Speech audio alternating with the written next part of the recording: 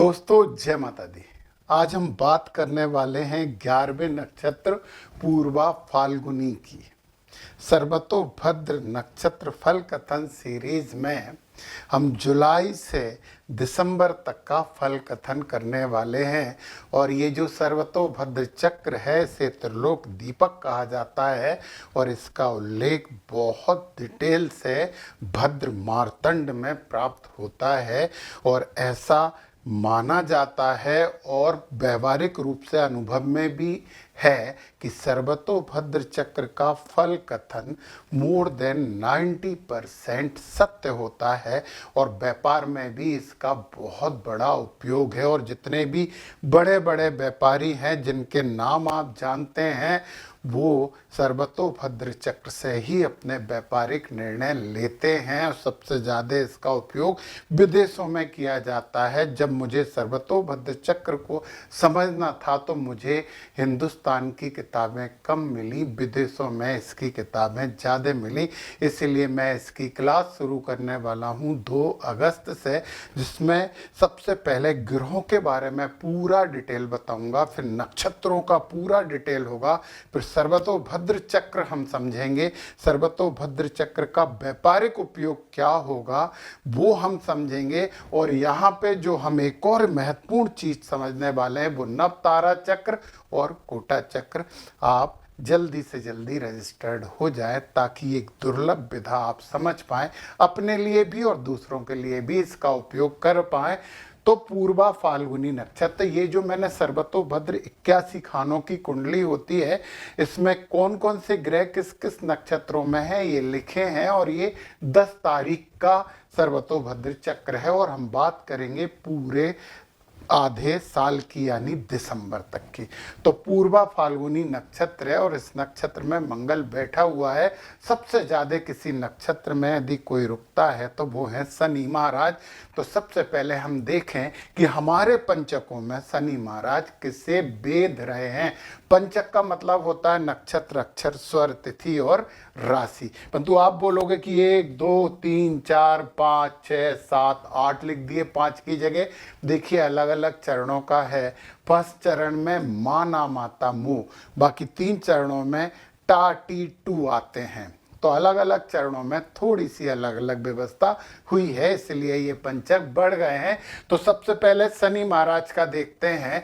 तो शनि महाराज यहाँ पे ये वेद करने वाले हैं आद्रा को, और आद्रा में आपके पंचक कहीं से भी विध नहीं रहे हैं। और 13 जुलाई से 28 नवंबर तक शनि हो जाएंगे बकरी, तो फिर उनका वेद इस तरफ हो जाएगा। ये वेद नहीं रहेगा, ये वेद हो जाएगा। ये भी आपके पंचकों को बिल्कुल भी प्रभावित नहीं कर रहे हैं। मतलब ये है कि साल के 6 महीने तक सिंह राशि वाले पूर्वा फाल्गुनी नक्षत्र वाले जात को आपको शनि महाराज बिल्कुल भी प्रभावित नहीं कर रहे हैं। अब शनि के बाद दूसरे जो सबसे ज्यादा नक्षत्रों में रुकते हैं वो होते हैं राहु और केतु। तो राहु महाराज ये 3 वेद करते हैं। एक वेद राहु का ये हो गया, एक वेद राहु का ये हो गया और एक वेद राहु का ये हो गया। और आप देखो कि इन तीनों वेदों में आपके कोई से भी पंचक जो कि यहाँ अष्टक बन गए हैं अलग अलग चरणों के कारण बिल्कुल प्रभावित नहीं हो रहा है। एक बात और बता दूं कि पंचक निकालने के लिए जो आपका नाम है, जो व्यवहारिक रूप से नाम है, उसके आधार पे भी पंचक निर्धारित हो सकते हैं। उसके लिए हमें किसी और चीज़ की जरूरत नहीं है। तो जिन लोगों को ये कन्फ्यूज़न है कि उनकी डेट ऑफ बर्थ नहीं है, उनकी कुंडली की समस्या है, वो मेरे से संपर्क साध सकते हैं। सर्वतोभद्र चक्र से उनका फल कथन तो बहुत अच्छा निकलने वाला है। चलिए अब हम तो राहु महाराज से भी आप मुक्त हो गए, 2 बड़ी चीज। फिर हम केतु देखते हैं। तो केतु ये वेद कर रहे हैं, केतु महाराज ये वेद कर रहे हैं और सामने करेंगे तो बीच के तो वेद होते नहीं, रेवती को कर रहे हैं। तो केतु महाराज प्रथम चरण वाले को, इस नक्षत्र के केवल प्रथम चरण वाले को थोड़ा वेद रहे हैं और ये अक्षर वेद रहे हैं। तो ये थोड़ी हानि करवाते हैं। गणेश जी की आराधना की जाए, कुत्ते को कुछ खाने पीने को दे दिया जाए तो केतु महाराज भी शुभ हो जाएंगे। तो राहु केतु भी हमें ज़्यादा प्रभावित नहीं कर रहा। राहु तो बिल्कुल भी नहीं कर रहा है, केतु महाराज थोड़े से प्रभावित कर रहे हैं, तो केवल पहले चरण को, बाकी 3 चरण तो केतु के प्रभाव से भी बिल्कुल मुक्त हैं। अब हम बात कर लेते हैं गुरु महाराज की। गुरु महाराज है आद्रा नक्षत्र में, और आद्रा नक्षत्र में बैठ के गुरु महाराज 3 चरणों को अपनी शुभता का वरदान दे रहे हैं। जब तक आद्रा नक्षत्र में है तब तक 2nd, 3rd और 4th चरण वाले खुशियां मना सकते हैं, फायदा ले सकते हैं, ज्ञानी बन सकते हैं। फिर 13 अगस्त को गुरु महाराज यहाँ आ जाएंगे, और 13 अगस्त को गुरु महाराज पुनर्वसु में आ जाएंगे 13 अगस्त, और फिर पूरे साल यहीं रहने वाले हैं। अब इनकी कृपा दृष्टि 1st चरण पे भी होने लगी, तो दोनों मतलब सीधी सी बात है, पूर्व भाद्रपद के पूरे चरणों को गुरु महाराज का आशीर्वाद तो इस साल 6 महीने प्राप्त होता रहेगा। चलिए अब गुरु की बात के बाद जो सबसे तेजी से नक्षत्र को परिवर्तित करते हैं उनकी बात करते हैं, और वो जो हैं वो है सूर्य महाराज। सूर्य महाराज को सर्वतोभद्र चक्र में क्रूर ग्रह माना जाता है, परंतु मैं आपको बता दूं कि नहीं, ये अच्छा प्रभाव भी देते हैं। सूर्य जब आपको किसी भी पंचक को भेदते हैं तो 3 समस्याएं हो सकती हैं। एक, आपके ऑफिसर से, प्रशासनिक अधिकारियों से और प्रशासन से ये आपको समस्याएं हो सकती हैं। फीवर आ सकता है, बुखार भी आ सकता है, मौसमी फीवर होता है। बाकी सूर्य महाराज के भेद से बचने के 3 तरीके हैं, यदि तीनों ही अपना लो तो बहुत अच्छा है। पहले ही बता देता हूँ, सुबह सुबह उठ के सूर्य भगवान को जल अर्पित करिए, आदित्य हृदय स्तोत्र का पाठ करिए, नहीं तो सुनिए, और भगवान राम की आराधना कीजिए। सीधी सी बात है, महामंत्र है श्री राम जय जय राम। और यदि आपको सूर्य के साथ साथ मंगल को भी ठीक करना है ना, तो आप राम भगवान की जगह हनुमान जी की आराधना कर लीजिए, क्योंकि भक्त की आराधना से प्रभु और ज़्यादा प्रसन्न होते हैं। तो हनुमान चालीसा भी करते रहिए, ये मैंने उपाय बताए हैं, इन्हें अपनाइए, ये आपके लिए बहुत फायदेमंद है। चलिए अब हम सूर्य महाराज की बात करें कि ये पुनर्वसु से पुष्य में यहाँ पे 6 से जुलाई से 2 अगस्त तक रहेंगे। पुनर्वसु और पुष्य में आपके रहेंगे 6 जुलाई से 2 अगस्त तक। तो पुनर्वसु में होंगे तो प्रथम चरण को थोड़ा सा प्रभावित करेंगे, परंतु सूर्य महाराज वरदान भी देते हैं।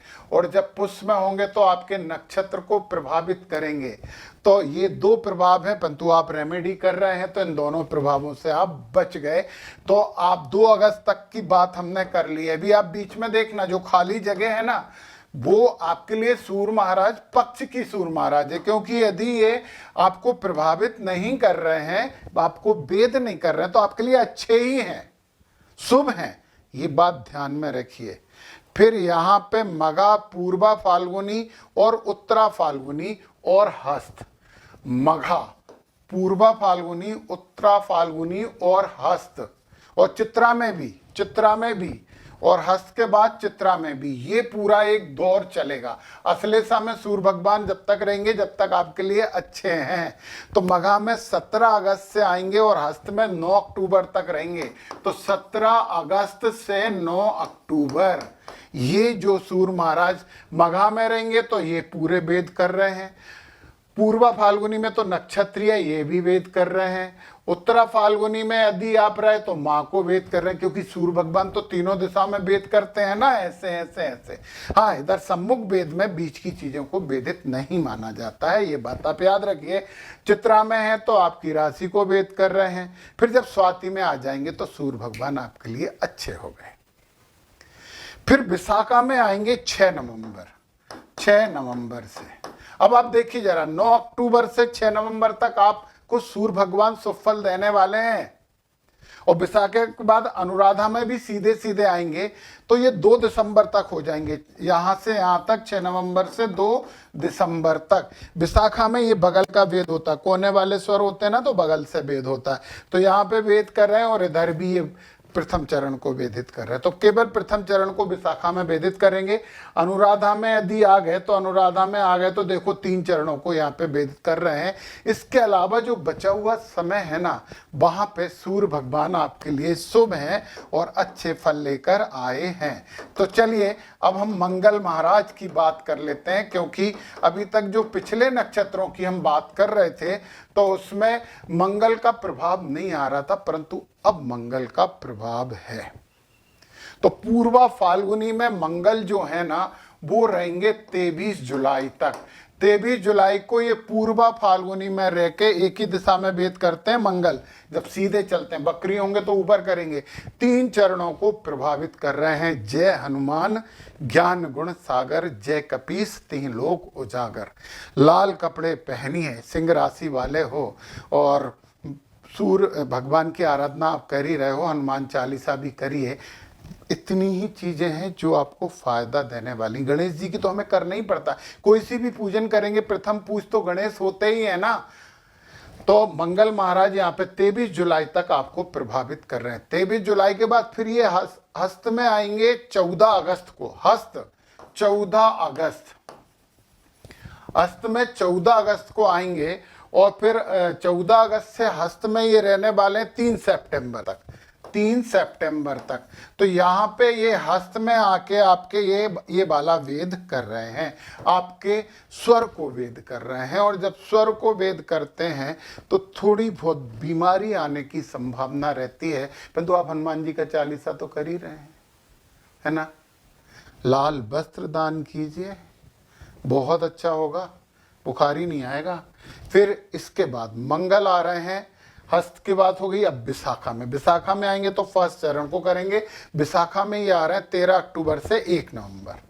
13 अक्टूबर बीच में आपके लिए शुभ है। 3 सितंबर 1 नवंबर ये इसको प्रभावित करेंगे। और यहीं से ऊपर तो जाएंगे नहीं, नीचे की तरफ रहते हैं, तो यहाँ पे आपको प्रभावित करेंगे। और फिर ये आ जाएंगे अनुराधा में 1 नवंबर से 20 नवंबर। 1 नवंबर से 20 नवंबर, बस फिर ये आके आपके तीनों चरणों को प्रभावित करेंगे। तो आप हनुमान चालीसा कर रहे हैं, लाल वस्त्र दान कर रहे हैं, मूंग की दाल भी दान कर सकते हैं, लाल फल दान कर सकते हैं, हम तो कह रहे हैं टमाटर भी दान कर सकते हो। चलिए मंगल महाराज थोड़ा सा प्रभावित कर रहे हैं इसको, पूर्वा फाल्गुनी को, और क्यों नहीं करेंगे, करेंगे। चलिए अब हम बात करने वाले हैं मंगल महाराज के बाद उन ग्रहों की जो तो आपके लिए वरदान है। सर्वतोभद्र चक्र कहता है कि शुक्र और बुध तो वरदान है। वैसे वरदान चंद्रमा भी हैं, परंतु चंद्रमा महाराज क्या होता है कि जो कृष्ण पक्ष की 11 से शुक्ल पक्ष की 5वीं तक वरदान की जगह साप बन जाते हैं, मतलब वो बन जाते हैं क्रूर ग्रह। परंतु इसमें भी बचाव है। चंद्र श्रृंगोन्नति हमें देखना होता है कि चंद्र की श्रृंगोन्नति इस महीने किधर चल रही है, और व्यापारिक निर्णय में ये चंद्र श्रृंगोन्नति सबसे ज्यादा मायने रखती है, और मैं वो अपनी क्लास में समझाने वाला हूं। और एक बात और, जितनी भी क्लास लूंगा सबके वीडियो यूट्यूब पे प्राइवेट डालूंगा और आपको लिंक मिलेगी, आप उसे कभी भी देख सकते हैं। ये बात भी ध्यान से सुनिए। तो चलिए हम शुक्र महाराज की बात कर रहे हैं। तो शुक्र कहां से आपके लिए बात वो कर रहे हैं। शुक्र महाराज यहां से कुछ नहीं कर रहे, मृगशिरा में आके आपके राशि को भेद करेंगे। जब शुक्र मृगशिरा में आ जाएंगे तो देखो आपकी राशि को भेद करके आपको आनंद दे रहे हैं, लक्ष्मी प्राप्ति हो सकती है। और आप बुजुर्ग हैं तो आपके परिवार के लोगों को लक्ष्मी प्राप्ति हो सकती है। फिर मृगशिरा में 20 से 25 जुलाई, यहाँ पे रहे 20 से 25 जुलाई, आनंद है आपके 20 से 25 जुलाई। फिर आद्रा में आ गए, आद्रा में आके भी दूसरे, तीसरे और चौथे चरण के लिए आनंद का काम कर रहे हैं। और आद्रा में ये शुक्र महाराज लेने वाले हैं 26 जुलाई से 22 अगस्त तक पुनर्वसु में भी रहेंगे। ये दोनों यहाँ पे रहेंगे 26 जुलाई से 22 अगस्त तक। पुनर्वसु में भी देखो प्रथम चरण को आशीर्वाद दे रहे हैं, आद्रा में 3 चरणों को आशीर्वाद दे रहे हैं। जब आद्रा में आएंगे शुक्र महाराज तो आप खुशी मना सकते हो। फिर देखिए पुष्य नक्षत्र में भी आ गए। तो पूरे नक्षत्र को, जब पुष्य नक्षत्र की बात करेंगे तो पूरे नक्षत्र को, तो 23 अगस्त से 2 सितंबर यहाँ पे पुष्य नक्षत्र में रहेंगे। 23 अगस्त से, ये टाइम नोट कर लेना, 2 सितंबर तक, 23 अगस्त से 2 सितंबर तक पुष्य नक्षत्र में लेके आपके नक्षत्र को वेद कर रहे हैं, और नक्षत्र को वेद करके आपका स्वास्थ्य लाभ कर रहे हैं। जो मंगल थोड़ी सी दिक्कत कर रहा था, शुक्र महाराज यहाँ पे बहुत अच्छा करने वाले हैं। चलिए, फिर पूर्वा फाल्गुनी में जब आ जाएंगे तो आपके लिए शुभ हो ही जाएंगे। फिर हस्त में 17 अक्टूबर से 27 अक्टूबर, हस्त में 17 अक्टूबर, फिर वरदान मिला 27 अक्टूबर तक। हस्त में ये तीनों को वेद किया इन्होंने यहाँ पे। तो आपके 3 चरण, सेकंड, थर्ड और फोर्थ चरण वाले को आनंद। फिर विशाखा और अनुराधा में रहेंगे 18 नवंबर से 8 दिसंबर तक। विशाखा में भी, अनुराधा में भी 18 नवंबर से 8 दिसंबर। और आपको यदि ध्यान हो तो इस पीरियड में मंगल थोड़ी सी दिक्कत कर रहे थे ना, शुक्र महाराज उस दिक्कत को खत्म कर देंगे और आनंद दे देंगे आपको।